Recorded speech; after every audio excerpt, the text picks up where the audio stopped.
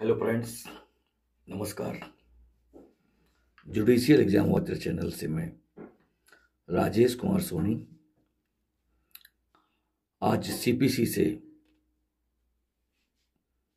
HGS main exam के लिए बहुत ही इम्पोर्टेंट और संभावित प्रश्न है मेरे पास। और ये प्रश्न इतना इम्पोर्टेंट है कि ये आता ही रहता है। तो चलिए देख लेते हैं इस प्रश्न को। इस प्रश्न के उत्तर को देने का मात्र मेरा उद्देश्य यह है कि सीमित शब्दों और सीमित समय के अंदर हम एचजीएस मेन एग्जाम में ऐसे प्रश्नों का उत्तर लिखें जिससे कि समय की बचत हो और जो पूछा जा रहा है प्रश्न में मात्र उतना ही बताने की जरूरत है। इसलिए अनावश्यक चीजें आपके उत्तर में शामिल ना हो, उससे गलत प्रभाव भी पड़ता है परीक्षक पर और आपका समय भी नष्ट होता है। पेपर बड़ा लेंदी होता है, क्वेश्चन डिटेल्ड होते हैं, लेकिन उनको सारगर्भित करना टू द पॉइंट आपको लिखना आपके हित में होगा और वही मेरा प्रयास है। तो चलिए देख लेते हैं प्रश्न के जवाब को। सिविल प्रक्रिया संहिता के प्रावधानों की सहायता से विवेचना कीजिए कि डिक्री निष्पादन कैसे किया जाता है और क्या प्रारंभिक डिक्री को निष्पादित किया जा सकता है, ये भी पूछा गया, या नहीं। 3 चीजें पूछी गई। निष्पादन कैसे किया जाता है, दूसरा क्या प्रारंभिक डिग्री को निष्पादित किया जा सकता है या नहीं किया जा सकता है, तीसरी चीज हो गई इसकी व्याख्या करना है सीमित शब्दों में। यदि निष्पादन की अवज्ञा की जाती है, चौथा, तब क्या निष्पादन के संबंध में न्यायालय की क्या शक्तियां हैं। तो तब क्या निष्पादन के संबंध में न्यायालय की शक्तियां हैं, ये आपका प्रश्न है और इस प्रश्न का जवाब देना है। इस प्रश्न में पूछा बहुत कुछ गया है और आपको लिखना भी वही है जो इसमें पूछा गया है। अगर उस तरह से देखा जाए तो इस प्रश्न का जवाब आप काफी लेंदी लिख सकते हैं, लेकिन उससे उत्तर बहुत लंबा हो जाएगा और समय भी आपका काफी चला जाएगा। इसलिए अब आप ये मेरा प्रयास देखिए और कमेंट जरूर करिएगा। ये मैंने असेंबल किए हैं इनके आंसर बहुत सारी बुकलेट्स से, बुक्स से, और भी जो मैगजीन्स हैं और भी जो सॉल्व्ड पेपर हैं, सभी को देखने के बाद शब्द सीमा और समय सीमा का ध्यान रखते हुए चलिए शुरू करते हैं। इसमें आपसे पूछा गया है सेक्शन 51 सीपीसी, धारा 51 सीपीसी को पूछा गया है, धारा 54 54 सीपीसी को पूछा गया है। आदेश, कुछ रूल हैं आदेश के। आदेश 21 आपको पता है एग्जीक्यूशन से संबंधित है, डिग्री के निष्पादन से संबंधित है। तो आदेश 21 के कुछ रूल्स हैं जो आपको यहाँ पर बताने आवश्यक होंगे, जिससे आपके ये सारी बातें जो भी क्वेश्चन में पूछी गई हैं वो आप टू द पॉइंट लिख पाएंगे। तो पहला है सिविल प्रक्रिया संहिता की धारा 51 डिक्री के निष्पादन की विभिन्न रीतियों की व्यवस्था करती है। तो इसमें 4 रीतियां बताई गई हैं धारा 51 में। तो पहला जो तरीका है उसे हम 51A बोल देंगे, और हम ये बताएंगे कि पहला तरीका है संपत्ति के संदाय द्वारा। हम संपत्ति को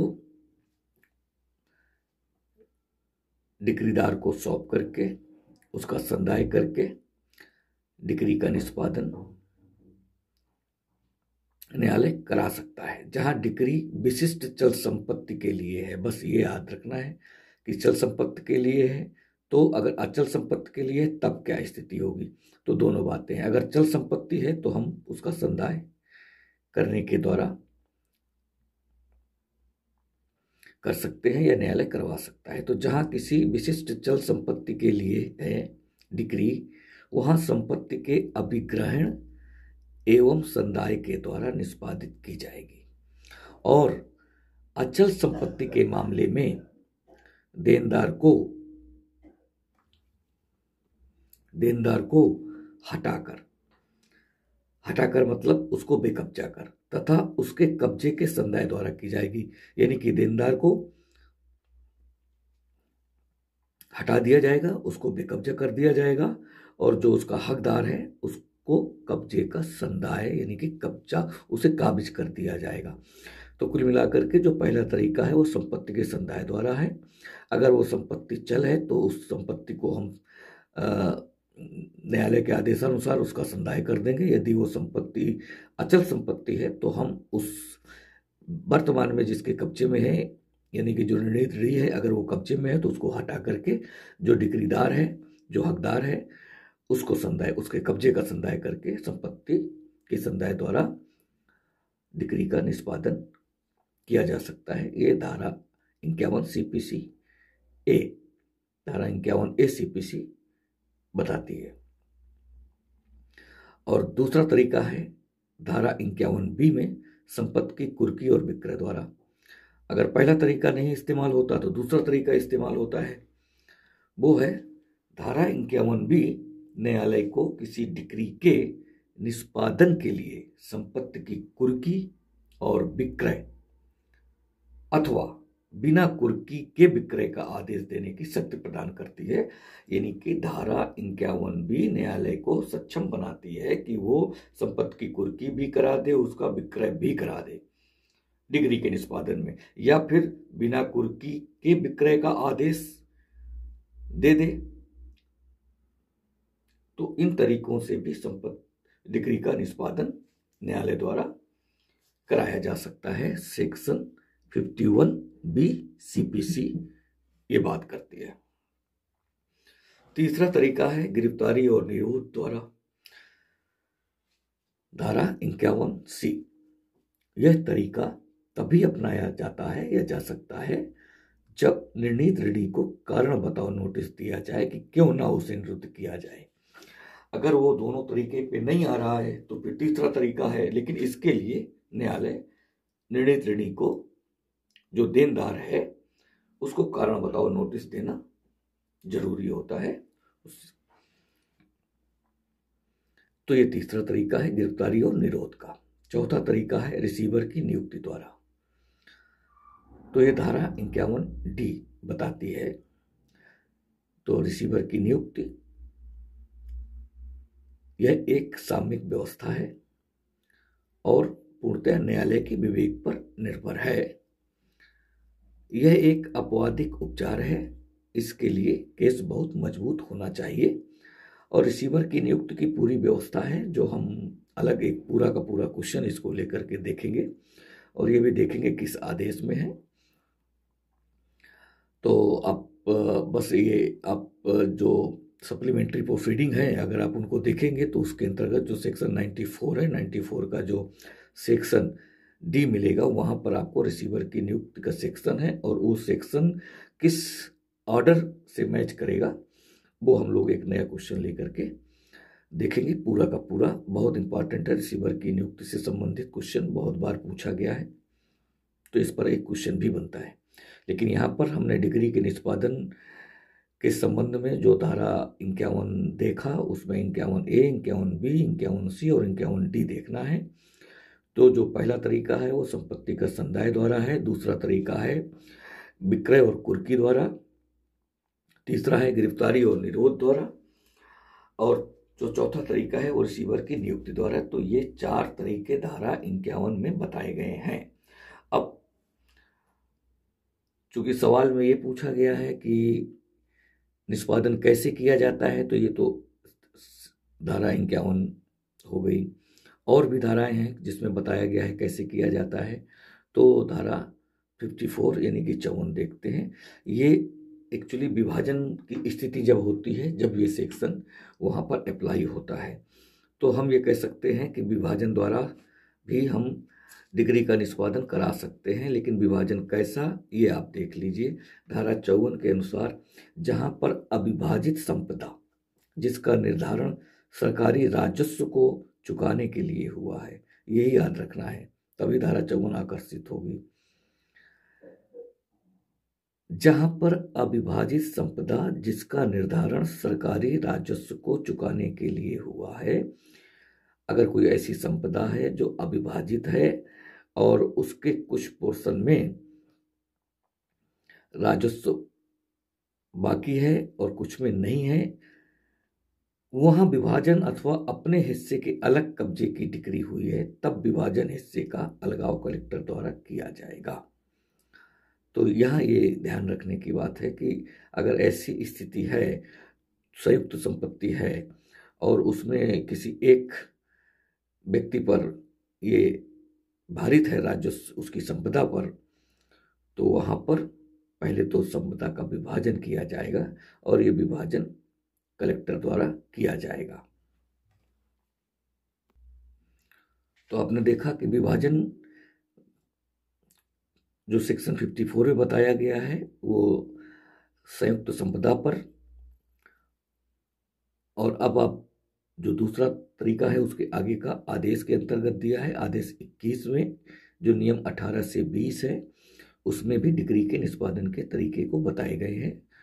तो जो आदेश 21 का नियम 18 से 20 है वो प्रति डिग्री और प्रति दावा के संबंध में बात करता है। तो यहाँ पर डिग्री का जो निष्पादन होगा वो नियम 18 के अनुसार रकम चुकाने के लिए प्रति दावे की डिग्री को एक दूसरे के खिलाफ मुजरा किया जाएगा। यदि दोनों के पास ऐसी स्थिति है, दोनों के पास डिग्री है और दोनों में अगर समान रकम है जो एक दूसरे पर भारित है, तो उनको आपस में मुजरा दिया जाएगा, यानी कि उनका मुजरा किया जाएगा और दोनों में से किसी को कुछ नहीं देना होगा, डिग्री का निष्पादन हो जाएगा ऐसी स्थिति में। तो देखिए, नियम 18 के अनुसार रकम चुकाने के लिए प्रतिदावे की डिक्री को एक दूसरे के खिलाफ मुजरा किया जाएगा। यदि दोनों डिक्री की रकम एक समान है तो एक दूसरे को संतुष्ट करेंगी और किसी रकम को चुकाने की आवश्यकता नहीं होगी। तो यहां किसी को, दोनों पक्ष में से किसी को रकम चुकाने की आवश्यकता नहीं होगी।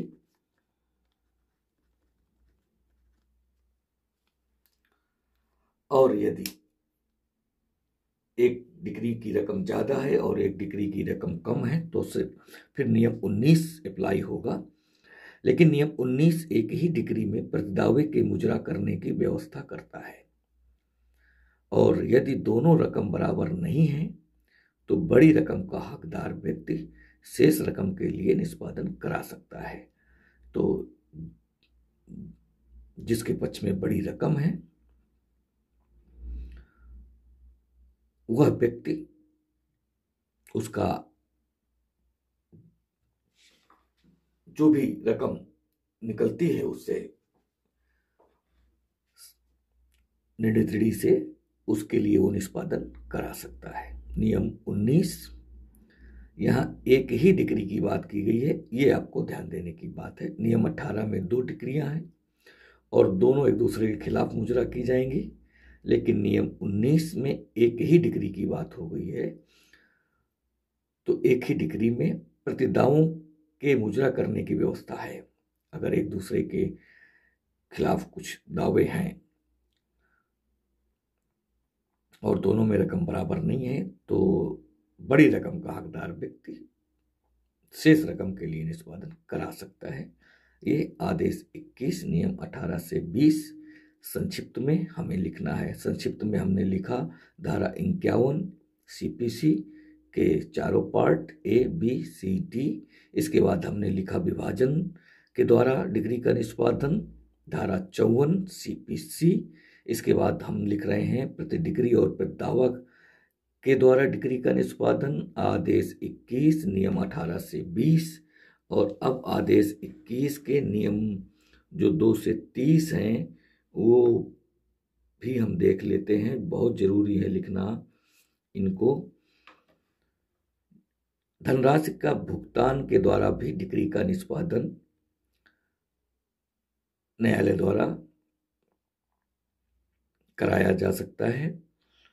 अब यहाँ पर देखना है कि डिग्री के अंदर संदाय समस्त धनराशि का संदाय किया जाएगा। धारा आदेश 21 में ये बात बताई गई है। नियम 2 से 30 के बीच में मैंने पर्टिकुलर किसी नियम को यहाँ पर उल्लिखित नहीं किया है, क्योंकि आंसर हमको ऐसे लिखना है, एक साथ एक रूल ए टू जेड याद नहीं हो सकते। नियम की नंबरिंग करते समय वो ऊपर नीचे हो सकते हैं, इसलिए हमने कॉमनली लिख दिया नियम 2 से 30। परीक्षक समझ जाएगा कि परीक्षार्थी को जानकारी है, बस इतना ही पर्याप्त है। और इनमें वास्तविक में क्या बताना है, क्या बताया गया है, वो लिख देना हमारे लिए ज़्यादा हितकर होगा बजाय नंबरिंग के। तो धनराशि का भुगतान के द्वारा जब कराया जाएगा तो बस ये एक शर्त है कि डिग्री के अंदर जितनी भी राशि होगी वो समस्त धनराशि का संदाय किया जाएगा। अब ये समस्त धनराशि का संदाय ये 3 तरह से आपको करना है। पहला, निष्पादन करने वाले न्यायालय में जमा करके आप कर सकते हैं। डिग्री में जो भी धनराशि बताई गई है समस्त धनराशि का, पार्ट में नहीं होना है इसको। या फिर न्यायालय के बाहर डिग्री धारक को आप दे दो। तीसरा है न्यायालय के निर्देशानुसार, या फिर न्यायालय इसके अलावा जैसा भी निर्देश करे, डायरेक्शन दे, उस अकॉर्डिंग आप उस धनराशि का भुगतान कर दीजिए जो डिग्री में है। अब ये 3 तो तरीके हो गए धनराशि के भुगतान करने के। अब इसके बाद देख लीजिए, इसका पालन कराने के लिए निर्णीत ऋणी की संपत्ति की कुर्की व विक्रय या जनपद न्यायालय में निरुद्ध करके या दोनों तरीकों से कराया जा सकता है। कहने का आशय ये है कि यदि डिग्री ऐसी है जिसमें धनराशि का भुगतान किया जाना है तो समस्त धनराशि का भुगतान किया जाएगा और वो न्यायालय के निर्देशानुसार जैसा भी न्यायालय कहे, या फिर न्यायालय में आप जमा कर सकते हैं, या डिग्री धारक को आप न्यायालय के बाहर दे सकते हैं और न्यायालय को संतुष्ट कर सकते हैं। अब यदि ये तीनों स्थितियों में धनराशि का भुगतान नहीं किया जा रहा या निर्णीत ऋणी के द्वारा, तब हम धनराशि से संबंधित डिग्री के निष्पादन के पालन कराने के लिए निर्णीत ऋणी की संपत्ति की कुर्की व विक्रय या जनपद न्यायालय में निरुद्ध करके या दोनों तरीकों से कराया जा सकता है। इसके पहले भी आपने धारा 51 में देखा था, 51C में, 51B में देखा था आपने, कुर्की व विक्रय के द्वारा डिग्री का निष्पादन। और यहाँ पर धनराशि के संबंध में जो डिग्री का निष्पादन कराया जाना है उसमें भी कुर्की व विक्रय हो सकती है उसके संपत्ति का, यदि वो धनराशि का भुगतान नहीं करता तो न्यायालय द्वारा उसकी संपत्ति की कुर्की या विक्रय कराया जा सकता है और उसे जनपद न्यायालय में निरुद्ध भी किया जा सकता है।